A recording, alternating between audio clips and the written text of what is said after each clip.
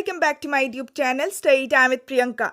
So today in this video we are going to continue our discussion of the latest sample question paper of class 11th English core. So today we are going to discuss the last section of your sample question paper, which is section C. But before we discuss the question, I hope that you all have watched the first part in which we have discussed the questions of section A and section B. But if you haven't watched that video, then you will get the link of that video in my description box, or else you can directly click on the I button to watch that video. So now without further delay, let's get started. So section C के questions को discuss करने से पहले सबसे पहले मैं आप लोगों को ये समझा देती हूँ कि सेक्शन सी में किस फॉर्मेट में किस पैटर्न में आप लोगों से क्वेश्चन पूछा गया है. सो जैसे कि मैंने आपको प्रीवियस वीडियो में ही बता दिया था कि सेक्शन सी में बेसिकली आपके जो दो लिटरेचर बुक है, हॉर्नबिल एंड स्नैपशॉट, सो दोनों ही बुक से सेक्शन सी में क्वेश्चन पूछा गया है. सो सेक्शन सी बेसिकली आपका लिटरेचर सेक्शन है. सो सेक्शन सी में टोटल आप लोगों से 7 क्वेश्चन पूछा गया है. सो 7 क्वेश्चन में से पहले जो 3 क्वेश्चन है, क्वेश्चन नंबर 10, 11 एंड 12, सो इन तीनों ही क्वेश्चंस में बेसिकली आप लोगों से पैराग्राफ बेस्ड क्वेश्चन पूछा गया है. यानी कि आपके दोनों ही बुक के कुछ चैप्टर्स में से एक दो लाइन को लिया गया है, एक दो पैराग्राफ को लिया गया है, एंड फिर उन सारे पैराग्राफ से, उन सारे एक्सट्रैक्ट से बेसिकली आप लोगों से क्वेश्चन पूछा गया है. एंड ये सारे ही क्वेश्चंस आप लोगों से मल्टीपल चॉइस क्वेश्चंस के फॉर्म में पूछा गया है. एंड आपके बाकी के जो 5 क्वेश्चन है, from question number 13 to question number 17, so 5 questions basically आपके दोनों ही बुक से क्वेश्चन आंसर्स के फॉर्म में पूछा गया है. सो आई होप कि आपको ये समझ में आ गया होगा कि सेक्शन सी में क्वेश्चंस को किस पैटर्न में पूछा गया है. सो आपका जो क्वेश्चन नंबर 10, 11 एंड 12 है, सो तीनों ही क्वेश्चंस में आप लोगों को इंटरनल चॉइस भी मिला है. यानी कि अगर आपको एक क्वेश्चन के आंसर को अच्छी तरीके से नहीं आता है, देन उसके बदले में आप दूसरे क्वेश्चन को भी अटेम्प्ट कर सकते हो. So now let's finally discuss the questions. So the first question from your section C is question number 10. Read the text carefully and answer the questions. So basically यहाँ पे 3 लाइन लिखा गया है. सो ये 3 लाइन बेसिकली आपके hornbill book के एक poem से लिया गया है. सो इस लाइन को आपको अच्छी तरीके से पढ़ना है, एंड उसके बाद जो भी क्वेश्चंस दिए गए हैं उन सारे क्वेश्चंस के सही ऑप्शंस को चूज करना है. सो आई होप कि आपको पोएम के लाइन को पढ़ के समझ में आ गया होगा कि ये कौन सा पोएम है. सो नाउ अब हम क्वेश्चंस को डिस्कस करते हैं with their correct option. So the first question is identify the correct combination of the given poem and the poet. So basically ये कौन सा poem है, ये जो line है ये कौन से poem से लिया गया है, and इस poem के writer का नाम क्या है. So उसका आपको correct combination को choose करना है. So इस question का right answer हो जाएगा option number C, which is Tate Hughes and the Laburnum Top. So basically ये जो लाइन है ये द लबनम टॉप पोएम का लाइन है, एंड इस पोएम के राइटर का नाम है Ted Hughes. So with this आपका क्वेश्चन नंबर 1 कंप्लीट होता है. Now next question is question number 2. Mary said close your cluttered closet, identify the similar figure of speech in the above extract used by Mary. So basically Mary यहाँ पे एक sentence को बोलती है close your cluttered closet. सो इस sentence में कौन से फिगर ऑफ स्पीच का इस्तेमाल किया गया है. So you have 4 options. So इस क्वेश्चन का राइट आंसर हो जाएगा option number C, which is alliteration. So basically ये जो सेंटेंस है इसमें alliteration फिगर ऑफ स्पीच का इस्तेमाल किया गया है. क्यों? क्योंकि बेसिकली यहाँ पे क्या लिखा है, क्लोज, उसके बाद क्लेटरेट एंड उसके बाद क्लोसेट. सो यहाँ पे सी जो लेटर है वो बार बार रिपीट हुआ है. सो इसीलिए यहाँ पे alliteration फिगर ऑफ स्पीच का इस्तेमाल किया गया है. Now your next question is question number 3. Which of the following is not a part of the dominant yellow color in the poem? So इनमें से वो कौन सा ऑप्शन है जो कि पोएम में यूज किया गया है बट उसका जो कलर है वो येलो कलर नहीं है. सो पहला ऑप्शन है गोल्ड फिंचेस फेस, दूसरा ऑप्शन है the tree and it's leave, तीसरा ऑप्शन है the birds feather, and last option है द सनलाइट. सो इस क्वेश्चन का राइट आंसर हो जाएगा option number A, which is gold finches face. So gold finches का जो फेस है वो येलो कलर का नहीं है. सो विद दिस हमने आपके क्वेश्चन नंबर 10 के पहले क्वेश्चन को कंप्लीट कर लिया. सो जैसे कि मैंने आपको बताया कि हर एक क्वेश्चन में आपको इंटरनल चॉइस भी मिलेगा. सो क्वेश्चन नंबर 10 में भी आप लोगों को इंटरनल चॉइस मिला है. सो अगर आपको क्वेश्चन नंबर 10 के पहले क्वेश्चन को अच्छी तरीके से नहीं आता है, तो उसके बदले में आप दूसरे क्वेश्चन को भी अटेम्प्ट कर सकते हो. सो दूसरे क्वेश्चन में भी बेसिकली आपका जो हॉर्नबिल बुक है, सो हॉर्नबिल बुक के ही एक पोएम से कुछ लाइंस को एक्सट्रैक्ट किया गया है, एंड फिर आप लोगों से क्वेश्चन पूछा गया है. फिर first question is where does the poet think childhood can be found. So poet को क्या लगता है, पोएट क्या सोचते हैं कि इनमें से किस चीज में उन्हें अपना चाइल्डहुड यानी कि उन्हें अपना बचपन मिलेगा, उन्हें अपना बचपन दिखता है। सो पहला ऑप्शन है इन्फेंट्स फेस, दूसरा ऑप्शन है मदर्स लैप, तीसरा ऑप्शन है childhood alleged and last option है फॉरगॉटन प्लेस। सो इस क्वेश्चन का राइट आंसर हो जाएगा option number A, which is infants face. So basically poet को इन्फेंट यानी कि बच्चे के फेस में अपने चाइल्डहुड को दिखता है।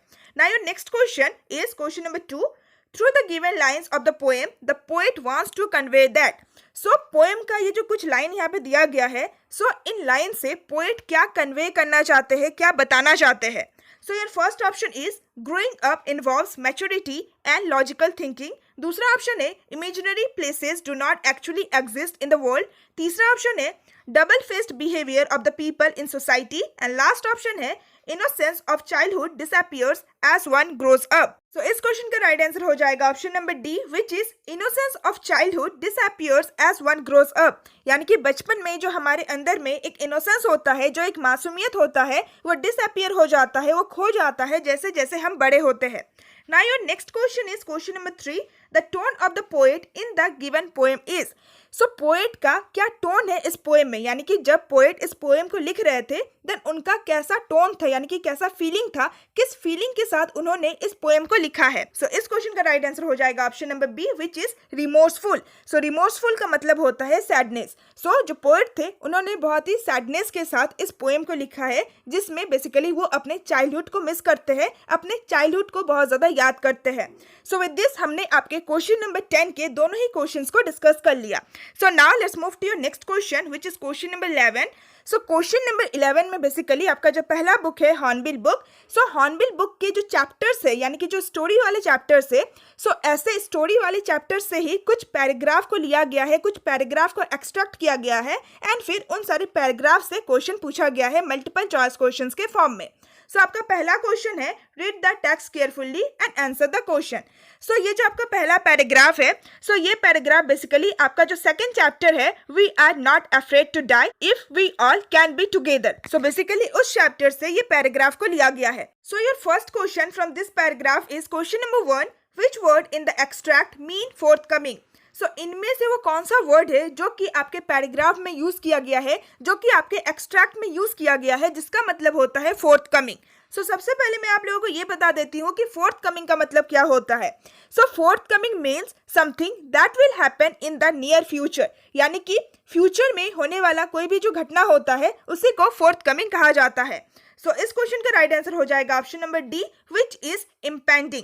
सो बेसिकली इम्पेंडिंग का मतलब होता है that will happen soon, and ये जो वर्ड है ये बेसिकली आपके फर्स्ट लाइन में ही यूज किया गया है, that the first indication of impending disaster came at around 6 PM। Now your next question is question number 2, what is the wind drop. So basically आपके इस पैसेज में इस वर्ड को यूज किया गया है द विंड ड्रॉप। सो इसका मतलब क्या होता है।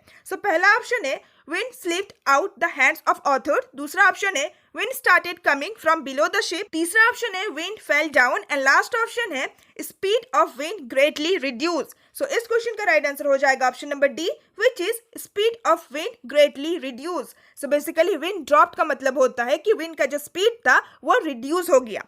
Now your third question is why the sky had become dark. So sky का जो कलर था वो डार्क कलर में क्यों चेंज हो गया। So your first option is lights of the ship were switched off, दूसरा ऑप्शन है a wave was approaching ship, तीसरा ऑप्शन है a cloud was approaching ship and last option है नाइट वाज अप्रोचिंग। सो इस question का right answer हो जाएगा option number B, which is a wave was approaching ship. So with this हमने आपके question number 11 के first question को complete कर लिया। सो क्वेश्चन नंबर 11 में भी आप लोगों को इंटरनल चॉइस मिला है, दोनों में से आपको किसी भी एक क्वेश्चन को अटेम्प्ट करना है। So your next question of question number 11 is, so ये पैराग्राफ बेसिकली आपके हॉर्नबिल बुक का जो 8th चैप्टर है the silk road, so basically उस चैप्टर से इस पैराग्राफ को एक्सट्रैक्ट किया गया है, इस पैराग्राफ को लिया गया है। So the first question from this paragraph is question number 1. The author was heading towards which place? So author इनमें से किस जगह की ओर जा रहे थे, किस जगह में जा रहे थे। So your first option is Mount Everest, second option is none of these, third option is Mount Kailash and last option is K2. So इस question का right answer हो जाएगा option number C, which is Mount Kailash. Next question is question number 2. Which of the following figure of speech has been used in the line banks of cloud like long French lobes? सो ये जो line है, ये जो sentence है, सो इस sentence में कौन से फिगर ऑफ स्पीच का इस्तेमाल किया गया है? सो इस क्वेश्चन का राइट आंसर हो जाएगा option number D, which is simile. So basically इस लाइन में सिमिली फिगर ऑफ स्पीच का इस्तेमाल किया गया है। कैसे? सो बेसिकली सिमिली हम लोग तभी इस्तेमाल करते हैं जब भी हम लोग किसी चीज को कंपेयर करते हैं।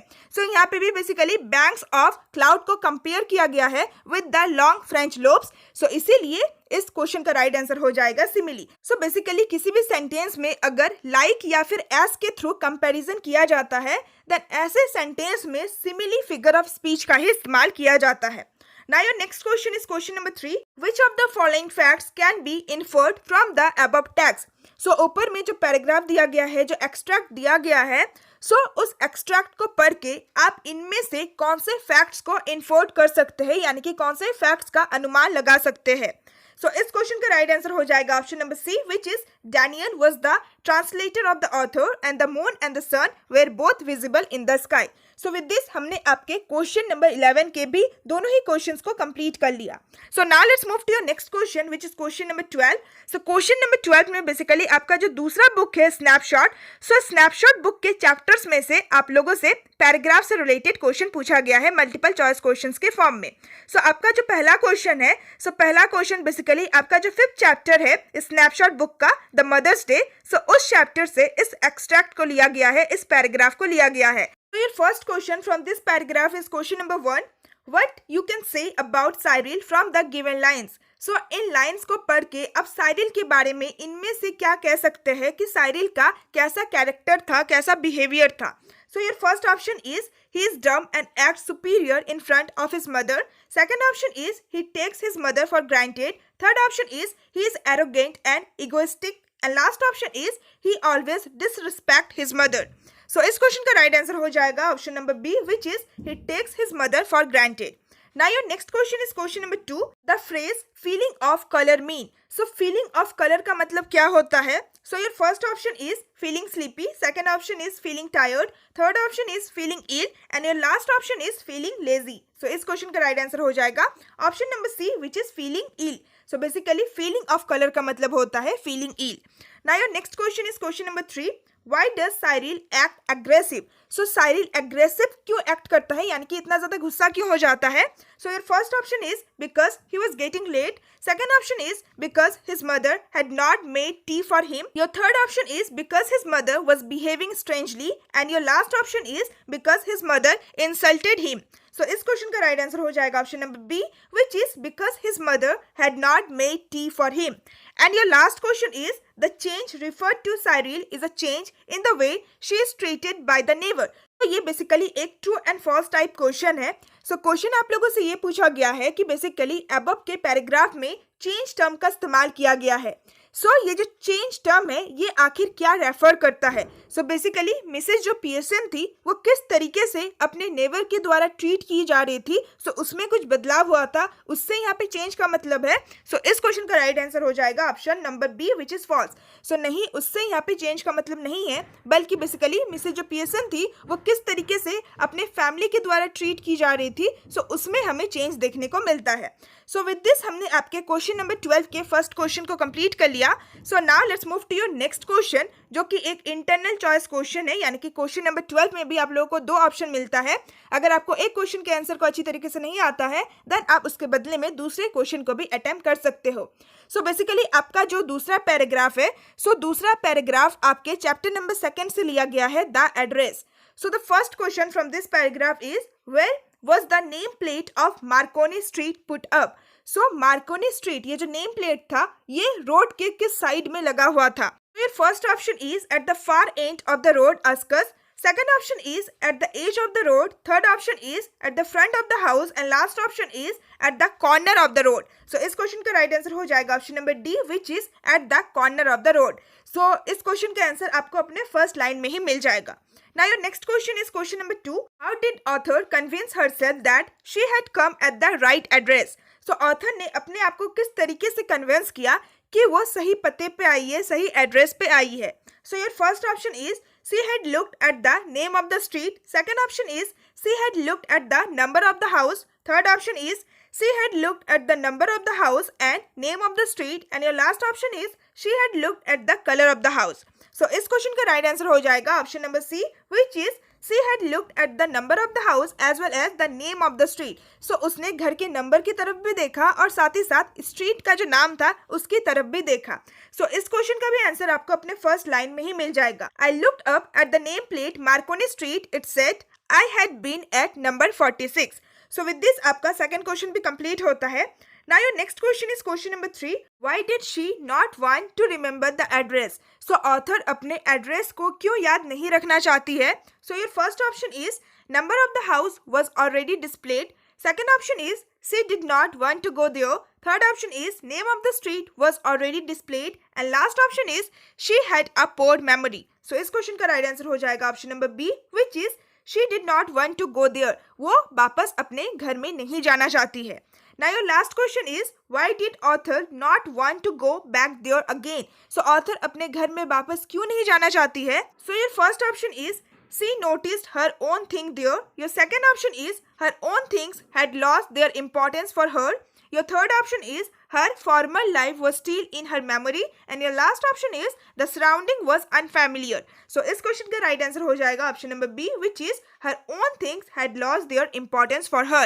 So with this हमने आपके क्वेश्चन नंबर 12 के भी सारे ही क्वेश्चंस को डिस्कस कर लिया. So now let's move to your next question. So question number 13 basically आपका जो हॉर्नबिल बुक है, so उस बुक से क्वेश्चन पूछा गया है. So behind the apparent simplicity, the poem hides a deep meaning. What exactly does the poem convey to the reader? So ये जो क्वेश्चन है ये बेसिकली आपके हॉर्नबिल बुक का जो पोएम है the voice of the rain, so उस poem से लिया गया है. सो क्वेश्चन आप लोगों से ये पूछा गया है कि इस पोएम में हमें बहुत ज़्यादा सिंप्लिसिटी दिखता है. इस पोएम को बहुत ही सिंपल तरीके से सिंपल मैनर में लिखा गया है, बट सिंप्लिसिटी होने के बावजूद भी इस पोएम में हमें एक बहुत ही डीप मीनिंग के बारे में बता रखा है. इस पोएम में एक बहुत ही डीप मीनिंग छुपा हुआ है. सो क्वेश्चन ये है कि एग्जैक्टली ये जो पोएम है आखिर ये रीडर्स को हमें क्या कन्वे करना चाहती है, क्या बताना चाहती है. So let's check out the answer. This is the answer of question number 13. So I will read the answer for you all. So the answer is the poem is not merely a description of the life cycle of rain. It has a deeper meaning. So rain is a poem or thing of beauty of earth, and so is song or music. The comparison between rain and music and their function, making the earth pure and beautiful, conveys the eternal role of natural phenomena and the art in real life. So with this question number 13 का answer complete होता है. Question number 13 में आप लोगों को internal choice मिला है. Even आपको पांचों ही क्वेश्चन में इंटरनल चॉइस मिला है, यानी कि अगर आपको एक क्वेश्चन का आंसर नहीं आता है देन आप दूसरे क्वेश्चन को भी अटेम्प्ट कर सकते हो. So your next question is how can you say that the photograph was taken on a windy day. So ये जो क्वेश्चन है, सो ये क्वेश्चन बेसिकली आपका जो पोएम है अ फोटोग्राफ, सो उस पोएम से लिया गया है. सो क्वेश्चन ये है कि उस पोएम में जो फोटोग्राफ लिया गया है, सो आप किस तरीके से कह सकते हैं कि वो फोटोग्राफ विंडी डे में लिया गया है. So let's check out the answer. So the answer is in the photograph the girls are seen smiling through their hair. The wind had made their hair fly over their faces. This shows that the photograph was taken on a windy day. So basically photograph में जो girls smile कर रही है, सो उनकी जो hair है वो उनके फेस में आ रही है. सो इससे हमें पता चलता है कि ये जो फोटोग्राफ है ये एक विंडी डे में लिया गया है, क्योंकि विंड्स के थ्रू ही, हवा के थ्रू ही बेसिकली उन गर्ल्स का जो हेयर है वो उनके फेस की तरफ आ रही है. Now your next question is question number 14. So the question is describe in brief how the grandmother spent half an hour with the sparrows and how did she feel then. Answer in the context of the portrait of a lady. So ये question basically आपके hornbill book का जो first chapter है the portrait of a lady, so उस chapter से लिया गया है. सो क्वेश्चन ये है कि आपको ये डिस्क्राइब करना है कि किस तरीके से जो ग्रैंड मदर है वो अपना हाफ एन आवर यानी कि आधा घंटा स्पैरोज के साथ बिताती थी.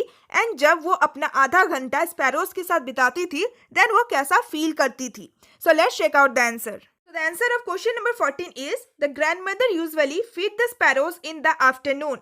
So जो grandmother थी वो basically sparrows को afternoon के time period में feed किया करती थी, यानी कि खाना खिलाया करती थी.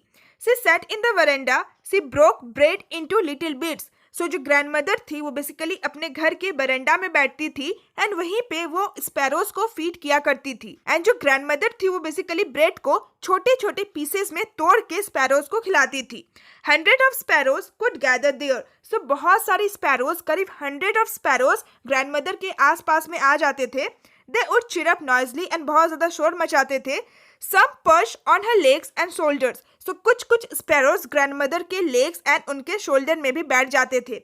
सम sat even on her head. Even कुछ जो स्पैरोज थे वो ग्रैंडमदर के हेड में भी बैठ जाते थे. सी एंजॉयड फीडिंग देम. सो ग्रैंडमदर को बहुत ज़्यादा अच्छा लगता था जब वो स्पैरोज को फीड किया करती थी. She never push them away.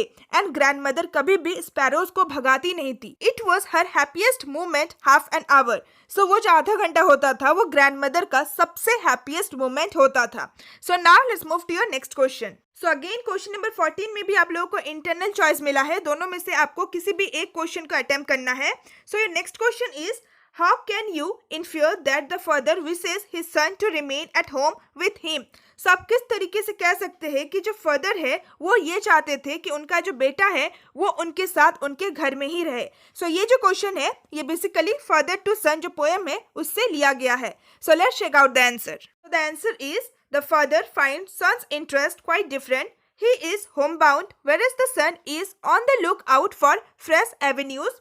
He aspires for a world of his own. The father wants him to return home even if he undergoes losses by his extravagant ventures. He is willing to make up with him if he agrees to live with him. So with this आपका इस question का भी answer complete होता है.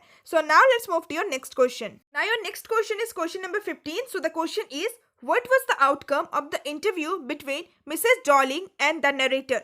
सो Mrs Dorling and narrator के बीच में जो interview हुआ था सो उसका क्या आउटकम निकलता है यानी कि उसका क्या रिजल्ट निकलता है.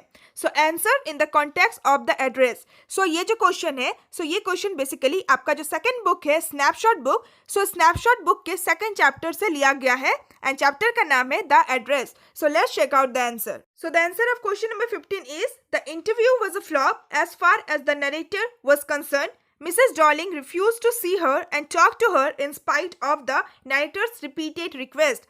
So ये आंसर बहुत ही शॉर्ट तरीके से लिखा गया है, टू द पॉइंट आंसर है, बट आप अपने मार्क्स के अकॉर्डिंग अपने आंसर को और ज्यादा लंबा लिख सकते हो. So now let's move to your next question. Again question number 15 में भी आप लोगों को इंटरनल चॉइस मिला है. So your next question is the wisest man said that the arc must be hanged. Then how did the ark escape the punishment? Answer in the context of the tale of Melon City. So basically जो सबसे wisest man यानी कि जो सबसे बुद्धिमान व्यक्ति था सो उन्होंने ये कहा था कि हमें आग को हैंग कर देना चाहिए यानी कि आग को फांसी में लटकाना चाहिए.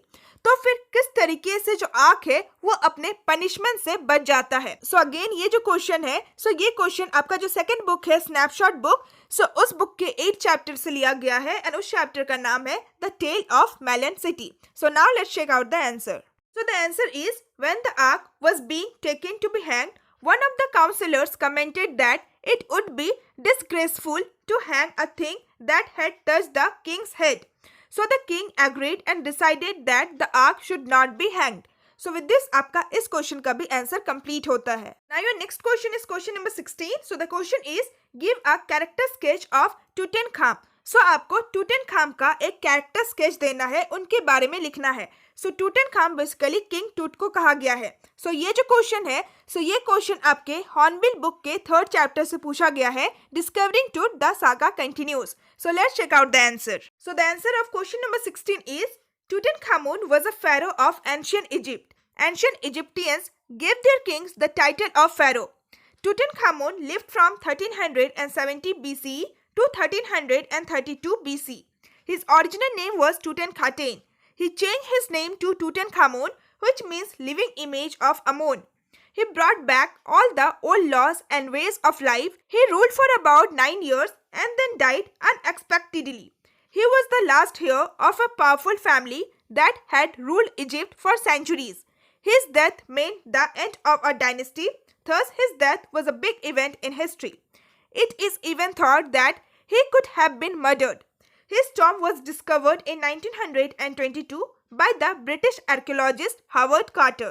So with this question number 16 का आंसर कंप्लीट होता है. So now let's move to your next question. Now the internal choice question of question number 16 is why does the poetess compare her mother's laughter to and why? Answer in the context of a photograph. So again आपके hornbill book का जो photograph वाला poem है सो उसी poem से इस question को पूछा गया है. सो क्वेश्चन ये है कि पोएटेस ने अपने मदर के लाफ्टर को क्यों कंपेयर किया है. So let's check out the answer. So the answer is the mother's laughter that used to echo in the house when she was alive has now become the poet's past. The comparison is given in order to remember the mothers with fondness while looking at her photograph. So ये answer भी बहुत ही short तरीके से and to the point लिखा गया है, but आपको अपने क्वेश्चन के मार्क्स के हिसाब से अपने आंसर को लंबा लिखना है. So now let's move to your next question. Now your last question is question number 17. You will probably agree that the story The Summer of the Beautiful White Horse does not have breathless adventure and exciting action. Then what in your opinion makes it interesting? So आप इस बात से agree करोगे कि ये जो story है the summer of the beautiful white horse, so इस स्टोरी में इतना ज़्यादा एडवेंचर नहीं दिया गया है और ना ही इस स्टोरी में इतना ज़्यादा एक्साइटिंग एक्शन है. सो आप अपने ओपिनियन में किस तरीके से कह सकते हो कि ये जो स्टोरी है ये कहीं ना कहीं इंटरेस्टिंग स्टोरी है.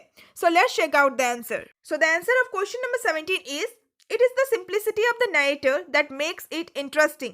The story gives a true picture of a certain Armenian tribe. It was a poor tribe but thrived with their hallmarks of trust and honesty.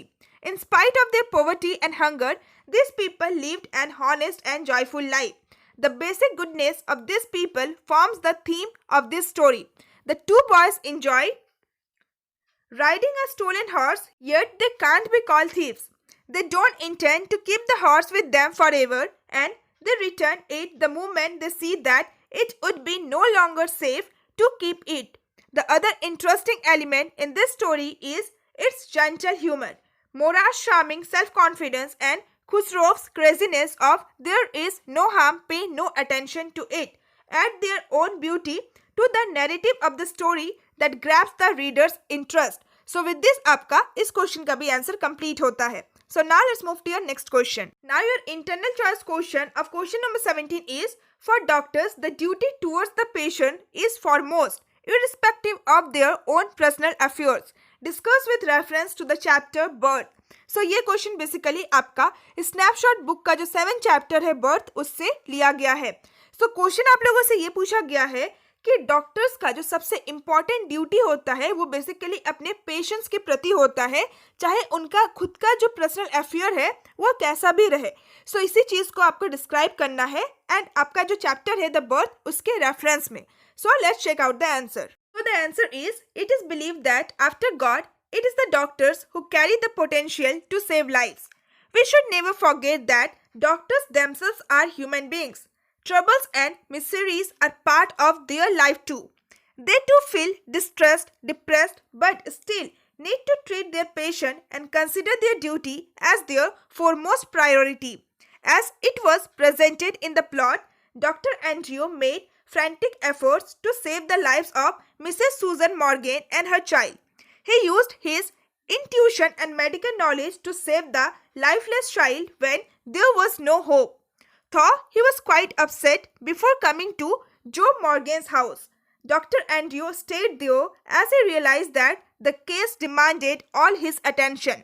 He could barely see his own future but was diligent enough to realize his call of duty. Hence, we can say that even though being preoccupied with his own personal affairs, he did not forget his duty and made sincere attempts to save lives. So with this आपके last question का भी answer complete होता है. सो with this हमने आपके class 11 English sample paper के सारे ही questions along with the answers को डिस्कस कर लिया. So I hope that you find this video really helpful. And अगर आप एक आर्ट्स स्टूडेंट हो एंड अगर आपको क्लास 11 हिस्ट्री, पॉलिटिकल जियोग्राफी या फिर इकोनॉमिक्स के भी लेटेस्ट सैम्पल पेपर वाला वीडियो देखना है then please check my description box, you will get the link there. So with this आज का ये वीडियो एंड करते हैं. So if you find this video helpful then don't forget to like, share and subscribe and please click on the bell icon ताकि आपको मेरे हर एक new videos का नोटिफिकेशन मिल जाए. So now see you all soon in my next video. Till then bye bye and stay tuned with my channel and thanks for watching my video.